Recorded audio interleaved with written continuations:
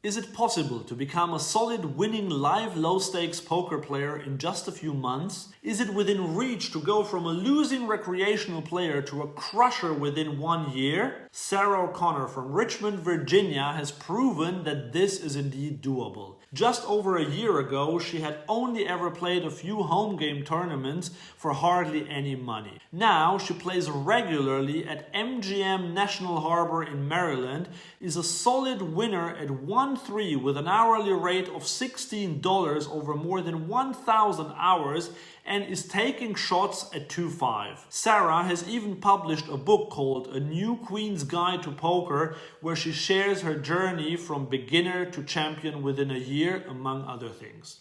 In this video, she'll tell us how she managed to do it, what she studied, and what tips she has for you to crush live low-stakes poker.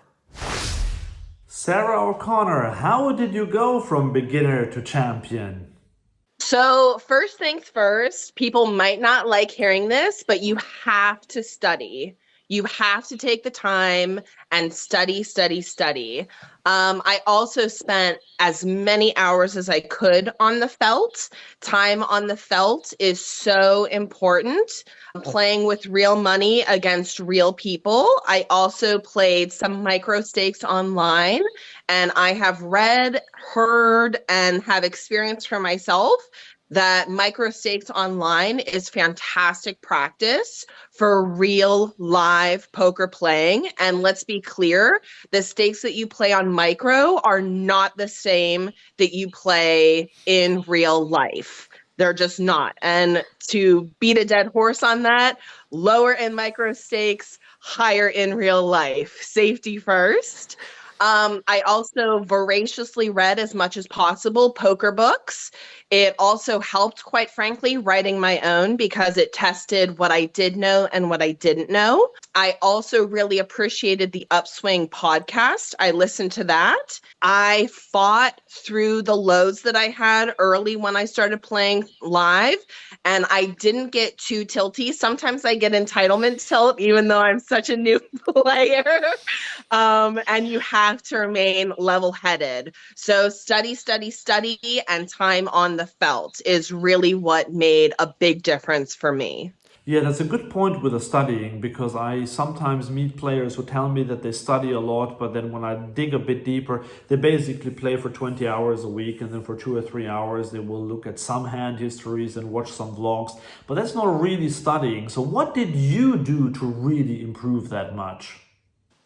To be specific, I love Ed Miller's book called The Course. Yeah. One of my foes and good friends, shout to Steve from MGM National Harbor, introduced me to that book. And that honestly did such leaps and bounds for not only my confidence, but also my understanding. Some of your followers and listeners might not benefit from that book, but frankly, it was such a good investment. I think why the bleep not try it out, frankly, because it's so good. I also wanted to shout out Alex Fitzgerald's books. I've read 3 of them. One of them was an audiobook and 2 of them were reading wise. Love them. I tried some online courses, but never really connected with them, to be honest. So I can't really, unfortunately, shout any of those online courses out. But fortunately, at least for me and for some of your listeners, books are more affordable than those online courses. And I'm pretty sure Jonathan Little offers a free course anyway.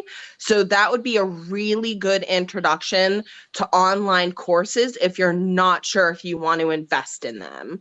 And then I forgot to shout out my coach. Hi, Jonathan. He's fantastic. I only work with him about once a week. If I get into one of those bigger tournaments, since I'm a cash game girly and not really a tournament person, I would absolutely want to work with him at least twice a week to get sharp and ready for tournaments, because cash games, which is what my book focuses on, is a different beast from tournaments, even though it's still Texas Hold'em at the center of it all. We're going to talk about your book very soon, but just because you mentioned Ed Miller's The Course and also Alex Fitzgerald's books, just wanted to say that I really second what you just said. They are excellent books.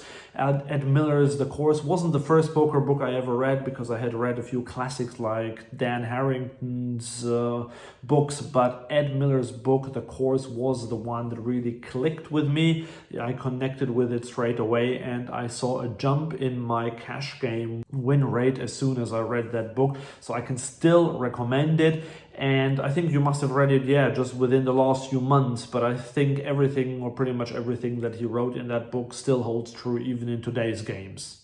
Absolutely. Some of these books, like Super System, unfortunately doesn't stand the test of time, in my opinion. I've read that, at least the Texas Hold'em section, but The Course really does stand the test of time, especially if you're a 1-2 player, especially if you're a 1-3 player thinking about jumping up in stakes to one more above you. I cannot recommend it enough. Like if you open or you 3-bet, just pretend that's what you're doing when you click buy on that book. Yeah, I think that's a really nice analogy. And it is true that some books just don't age very well, but The Course definitely did. And I think another one that will do well is Alex Fitzgerald's How to Beat Players Who Never Fold. I reviewed that book just a few weeks ago here on this channel. Check it out if you haven't seen that video, because that book is also excellent. And the reason why these books are kind of classics is because live poker just doesn't change as much as online poker. Yes, solvers have been introduced and some players do use over bets in live poker as well. But in general, the recreational players still make pretty much the same mistakes as they made 10 years ago. And that's why a book like The Course is still pretty good. I should actually ask for some commission on that one, because I keep recommending it on this channel. But no, I'm not affiliated with Ed Miller. I just think it really is a very good book.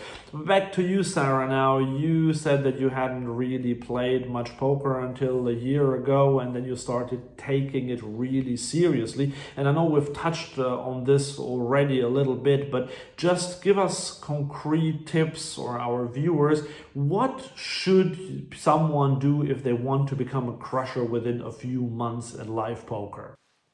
I think one of the most important things is to not blame luck, not blame the dealer, and look at yourself critically as to what is making or breaking your game. I personally think if you're not tracking your winnings and your losses, you are not going to be a winning player. Just plain and simple. I use Poker Bankroll Tracker. I'm an affiliate with that app. I love it so much. As far as I know, it's for Android and Apple. You don't have to use that program. I love it. But bottom line, if you're just playing to relax and unwind, there is nothing wrong with that. Please and thank you. Come to the game, enjoy and relax. But if you're looking at your win rate and you're going, it's just not good enough for me, you have to critically evaluate what you are and aren't doing as a player. Because there have been times where I have just punted off my stack because I have been too wedded to a hand, and I know I'm not alone in that. That's not necessarily a beginner move, but it kind of is when you just get too wedded to a hand that you're not willing to see the board, you're not willing to look at your opponent, and that's just going to cost you money. And like we've already said, and I'm going to say it again, if you're not studying and you're just playing, you're doing yourself and your win rate a disservice. If Maria Ho, who I interviewed for another book I'm doing as well as this book, says, when I was on a downswing, I had to take a step back and study, you better take a step back and study. Yeah, definitely. And I think that's what every accomplished poker player would say. Just track your winnings and study a lot. And in terms of tracking, it doesn't even have to be one of those fancy apps, although they are really excellent. But I, for example, am very old school. I do this in Excel on my computer whenever I come home, and then I back it up on my phone. And this works just as well. I can do pretty much everything that those apps can do as well. But as long as you track your winnings or losses, that is super important. But let me ask you, because this is quite interesting, because you said you have to study a lot, but also spend a lot of time on the felt. So what kind of split would you recommend for someone who is more on the beginner side? I'm not even studying as much as I'm preaching. So do as I say and not as I do. I would say I do at least an hour of coaching, and I try to read at least 5 hours a week or listen to a podcast. If you shuffle in like watching Brad Owen or Gary Blackwood's vlogs, I consider that more edutainment. So you're getting educated while you're being entertained. That's probably more like 7 to 8 hours a week. And then I try to play 2 to 3 days every 2 weeks. My main casino is MGM National Harbor in Maryland, and that's 2 hours away from me. So I'm very dedicated to this game. When I go to play, it's a commitment. I've got to get into the right mindset or I'm going to go bust, quite frankly, because my poker time is very, very special to me. I consider it somewhat recreational, but also I'm taking it more seriously because I know people are looking to me. I love my Twitter community and they root for me and I want to impress them. I want to impress myself. But nobody has a 100% win rate. So I also post those losses, and losses happen too. You have to be pragmatic about it. There are some people who go on absolute tears, but you have to remember that variance exists and you're going to see some losses sometimes. That's just part of the game. And you had mentioned earlier, for some players who kind of plateau or at a losing streak, there were a few months there where I hit my first downswing, which was more like a plateau. So even someone who's a beginner who's written a book, it happens, friends. You just have to play through that and critically evaluate where you're at and where you want to go. You mentioned that you have a coach. Would you say that it's necessary to have a coach, or is it more like an added bonus for someone just to progress a bit more quickly? So my coach specializes in tournaments and I'm a cash game girly. So there's a slight disconnect there between like my main primary goals with cash game, but I'm still so new and I'm willing to admit that about myself, that there's so much that I can learn from him, even though he specializes in tournaments and I focus in cash. Do I think you have to have a coach to excel? No, but I'll tell you what, they are very good about pointing out your weaknesses and telling you, oh, you actually don't understand that concept. Let's break it down. Or we covered this concept 3 weeks ago. Let's revisit it. What do you remember? What don't you remember? Let's explore it deeply. I found a coach that fortunately only charges $40 an hour. There are coaches that charge minimum $100 an hour, and that's just a little too expensive for me. So I'm very, very fortunate in the coach that I found. Unfortunately, he's not taking new clients right now. Otherwise, I'd shout him out. He's like, please don't shout me out. Yeah, it can be worth having a coach, but unless you really have taken a hard look at what your skill set is, a coach might not be able to address what you need to address first and foremost. So I really think if you're trying to decide what your investment should be best spent on, look for those free resources. The poker industry is full of them. Look for those affordable books that people like us are recommending and critically evaluate whether or not a coach, like some of these guys who are more expensive, is an hour with them for $300 going to be worth it?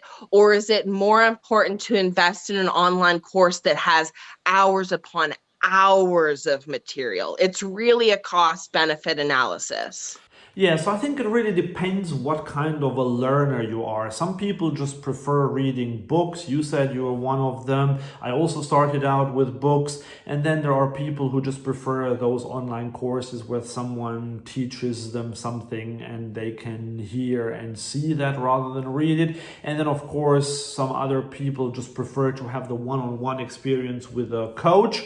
Now, all three methods can be really good. And I think it really depends also on what stage of your career you're at, because some people, if they're more advanced, they will then want the better experience, the quicker results with a coach and so on. But as I always say, you will always get there. It just depends how quick. So like typically the more money you throw at it, the quicker you will get there. Now that's not always the case, but in general I would say it is.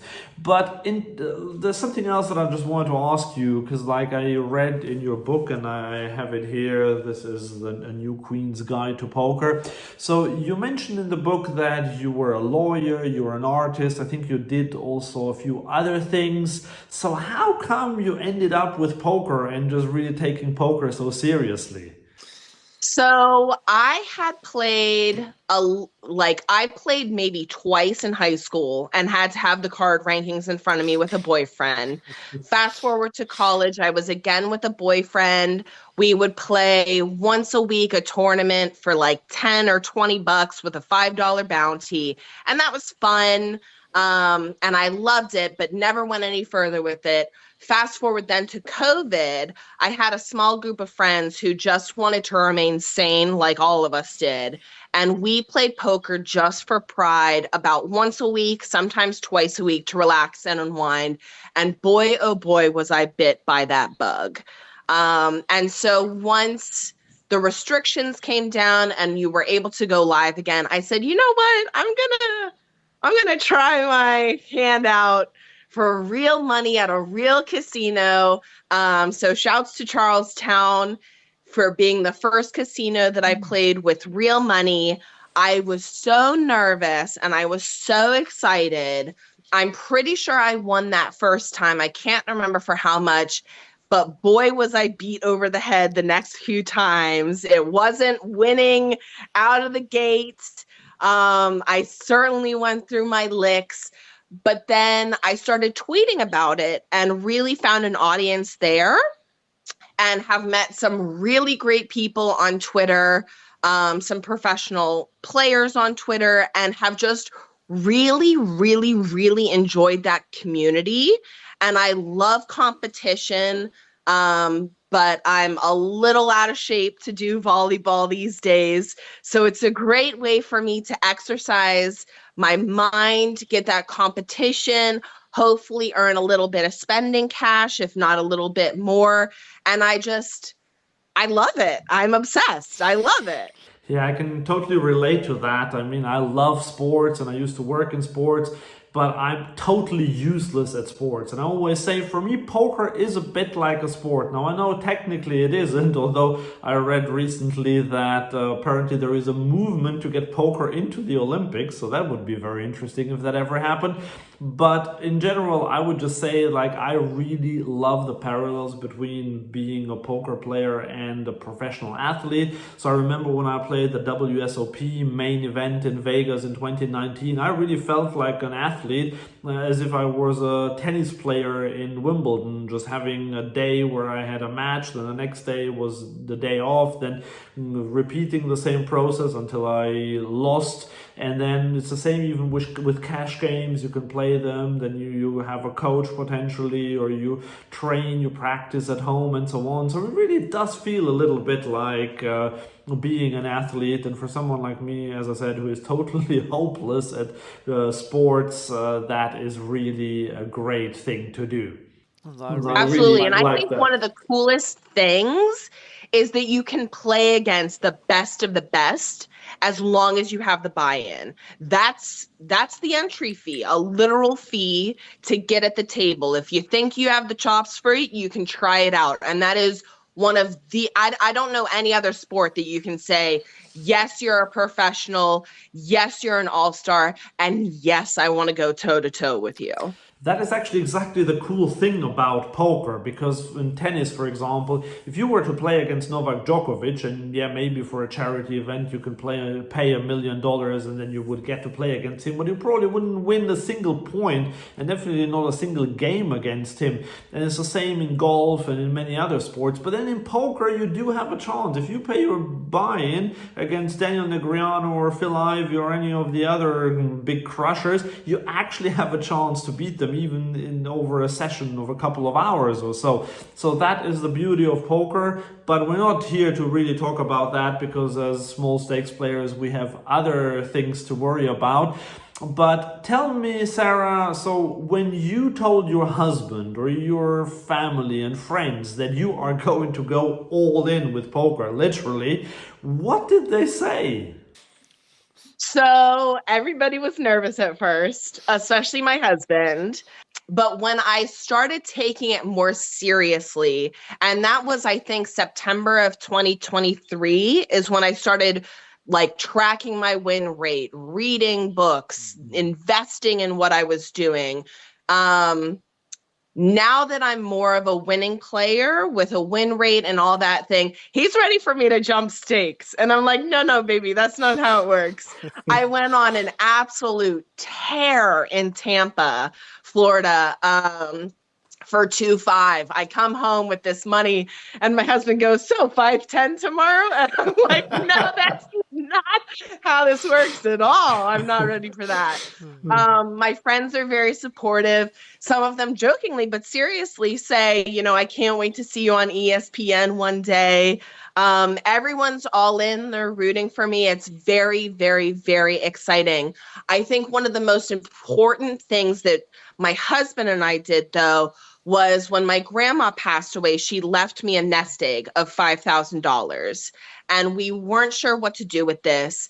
And I approached my husband and I said, poker in a way is a vacation for me. I get to take a step back from everyday life and just hyper focus on what's going on at the table and really have fun, plus some frustrations.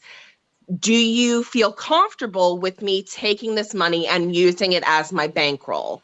So we completely, as I think you should do if you're taking it seriously, separated that money. That was going to be my money to play for the year. If I lost it all, too bad, so sad. If it grew, that would remain with my poker bankroll. And fortunately, through some tenacity and studying, it grew. And I think that is just so, so important. Even like some professional players will say you don't need to have a bankroll if you're not doing it professionally. But I think it's still important to have that divestiture between what is rent, food, house, even fun, separate from poker, and what your poker or your blackjack money is. Like, I think any gambling money should still be separated out into those different sections so that you're not muddying the waters and confusing yourself.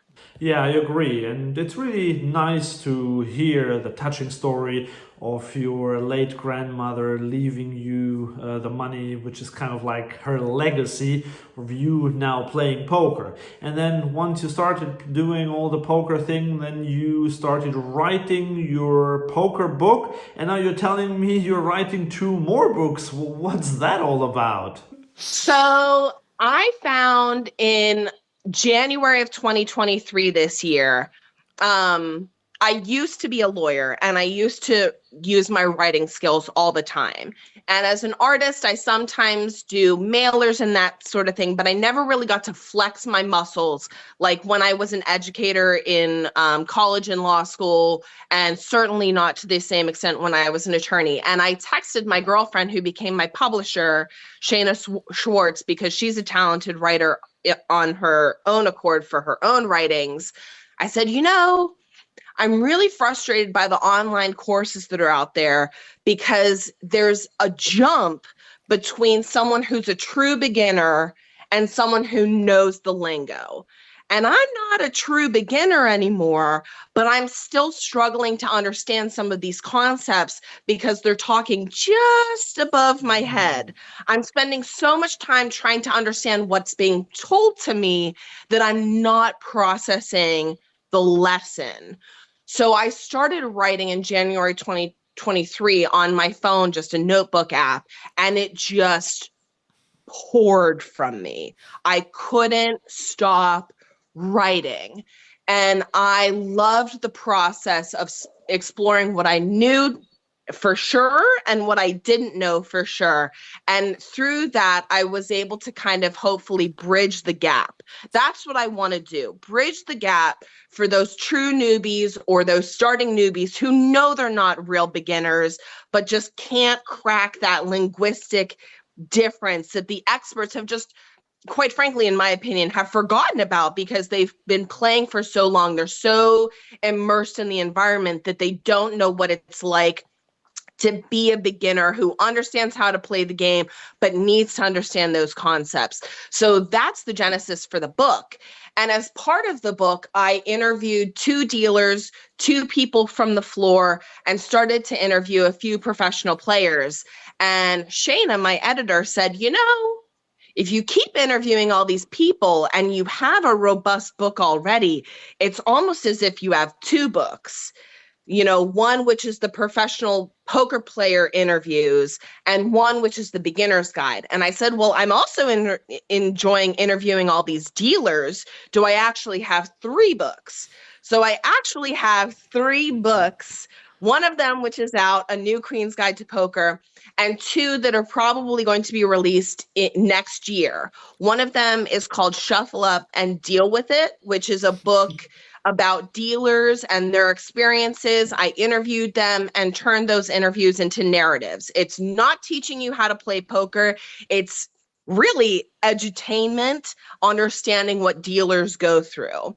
And then Behind the Blinds, Interviewing Poker Professionals is a book where I kind of share the entire interview experience that I had with these professional poker players. Whereas with the New Queen's Guide, I just cherry picked different questions that the pros answered that really was geared to helping beginners. Yeah, so you mentioned that words were pouring out of you when you first started writing, and I can definitely see that. So it's over 300 pages in this book. It's an interesting read for sure. But tell me, so who do you think this book really is for? Who would benefit most? Now, I understand that a lot of different type of players would benefit from it, but who did you have in mind when you wrote this book? I had, frankly, myself in mind when writing this book. A beginner who isn't a baby in the game, but wants to excel and doesn't know how to, and is frustrated by some of the literature, by some of the courses that are out there. Someone who's frustrated and hungry. Specifically, someone especially who's been playing with their friends at a home game and is ready to level up, but is frankly too scared to enter a casino. There are shouts to women in the book. It's not a book specifically for women, but I'm hoping to, again, bridge that gender gap, giving more confidence to women to say, hey, it is okay entering a room full of men. Follow this guide, stick with it, and you'll kick some butt too. You're not going to be a floundering fish. It's also for intermediate players who want to up their game. And frankly, it's also for some veterans too who could benefit from the professional pros and their advice, as well as frankly, an inside look into how beginner and intermediate players think. I think it's so important to get inside our mindsets to figure out, why are they donking right now? That's something that my coach and I are working on. Me not being too bet heavy, not being too aggressive, taking a step back. And so when veterans are wondering, scratching their heads, sometimes I hear the phrase, well, I'm going to move up in stakes where they respect my raises. Well, is that really what's going on here? That book is a really helpful guide to get in our mindsets to understand where we're thinking and where we need to go. Yeah, that is always such a funny quote when I hear someone say that they want to move up where players respect their raises, then I know that they're normally not as advanced as they might think. Yes, the opponents might respect their raises, but they will be much better in a lot of other things, and it's typically not a good idea to move up in stakes just because your raises will get more respect than at lower stakes. But I wanted to touch on something else, and you just mentioned that your book is also for women, although not exclusively, obviously. So how is it to be a woman at the poker table these days in a live casino? I read that about 10% of players in the world are female. I don't know what world that is in, because in my games that's not the case. I mean, 3 to 5% maybe, but definitely nowhere near 10%. Often I spend a whole day in a casino and the only women that I see there are dealers and massage therapists. So how is it for you to play in a live setting, and is it actually an advantage to be a woman, or is it more of a disadvantage? I think there are pros and cons. I have definitely experienced soft playing where a man will expressly out loud say, I'm folding to you, or I'm not going to raise you right now because I have a sister, or because I have a mother, or because I have a wife. And hey, if that's how you want to play poker and save me some money, love it. But I also say that I've been cruel played before, where men will go after me just because I'm the only woman at the table. And sometimes that can be used to my advantage. And sometimes that's just such a toxic environment that you just want to move tables. Like, I can't abide when a man keeps whispering or saying my name, trying to get under my skin. That just to me goes, I cannot wait to stack your bleeping butt. So it really depends. I've definitely experienced some good from it. I've experienced some bad from it. I would say I've experienced more good than bad. The bad players who want to be sexist or misogynistic, they really stand out. But at a table of 8, you're going to have at least 6 players who are rooting for you and are glad to see you at the table. So it's not doom and gloom out there, but you definitely have to deal with some bad eggs as a woman for sure. Yeah, that makes sense. And the other thing that I could imagine is that as a woman, you just stand out a lot more. So I, for example, can blend in with the others a bit more. There are a lot of 40-year-old men at the table, so I don't necessarily attract all the attention, neither in a good nor in a bad way. Whereas I think as a woman, if you're the only one there, everybody notices that you just raise all the time or that you never raise, whereas some other people might get away with that. Oh, absolutely. I get called a bully all the time because I'm I usually am an aggressive player. And so players notice when I open consistently versus when a man opens consistently. And also I've got a really great name, Sara O'Connor. And so it stems from the Terminator movie. So people will tease me about that too, like terminating on the poker table, which I think is adorable. But definitely as a woman, you stand out. And there are pros and cons to that. Dealers are very nice to me, though. I will say that. I love dealers endlessly. Yeah, that's really nice. But where do you want to go with this whole poker thing? You mentioned that you're studying some tournament moves as well. So is that maybe something you would like to get more into, playing tournaments, maybe the WSOP main event? Or do you want to become a full-time professional cash game player or write more books? Where do you want to get with this whole thing? I think what's next is, and is always the case, am I having fun? I do not want to spend my time playing poker if I am not having fun. Now, does that mean every session I'm like, yippee, skippy, this is great? Oh, no. That I'm not always cheerful. But at the root of why I play poker, it's because I enjoy it. It is a wonderful way for me to pass the time, get energized, get that competition in. I would theoretically like to play 2-5 more often, but right now I'm shot taking 2-5, which means occasionally I play 2-5 if I want to take a shot at it. Normally I play 1-3. I'm not a big fan of 1-2, but 1-3 is normally my game. So probably for every 4 or 5 times I'll play 1-3, I'll shot take 2-5. As my bankroll allows it, that's what I do. Sometime within the next 2 years, I'd like to take a stab at 5-10, but again, I'm not going to rush that. There's no one standing over me saying, if you don't play 5-10, you're a loser. That would just be a goal of mine to try that out. Speaking of 5-10, I'd love to have the moxie to go travel to Texas to play Texas poker.